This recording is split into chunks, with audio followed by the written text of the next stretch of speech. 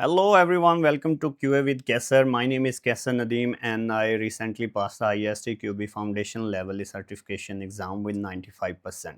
So when I started preparing, I had many questions like what is ISTQB? Is it difficult? How should I prepare and how can I pass on my first attempt? So that's exactly what I created this series.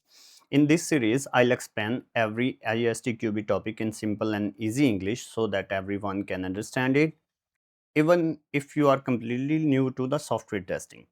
In today's video, we are going to learn everything you need to know about the ISTQB Foundation Level certification. We will cover what is ISTQB, why is it important, how the exam works, how to pass it, and the best way to prepare. So, if you are planning to become a software tester or improve your QA career, this video is for you. Let's get started. So, what is ISTQB? ISTQB stands for International Software Testing Qualification Board. It is a worldwide organization that provides standard certifications for software testers. Think of it like a driving license. Just as a driving license proves that you know the traffic rules, same as ISTQB certificate proves that you understand software testing concepts, techniques, and best practices. Today, ISTQB is recognized in more than 100 countries and over 1.5 million professionals have earned these certifications. There are three certification levels: foundation level, advanced level, and expert level. Why is ISTQB important? Now let's see why so many testers choose ISTQB.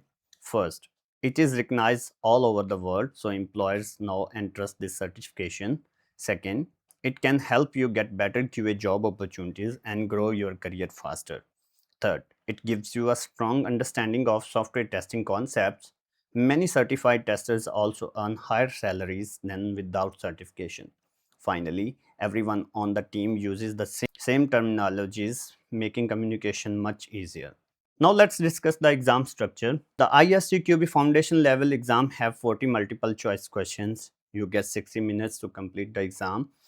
And if your English is not your native language, many exam providers allow 75 minutes instead. To pass, you need at least 26 correct answers, which is 65%. Now let's discuss the passing criteria. Many students ask me how many questions do I need to answer correctly. The answer is simple.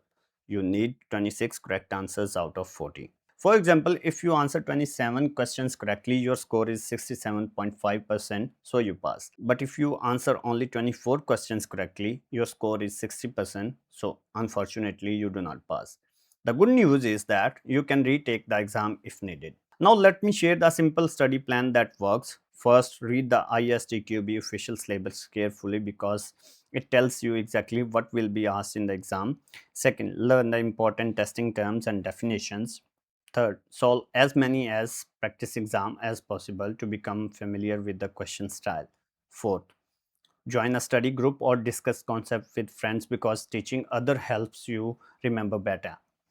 Finally, book your exam 2 or 3 weeks in advance. Having a deadline keeps you motivated to study consistently. Now let's quickly recap what we learned today. We learned what ISTQB is, why it's valuable for your career, how the exam is structured, the passing score, and simple 5-step study plan. I hope this video helped you understand the basics of ISTQB.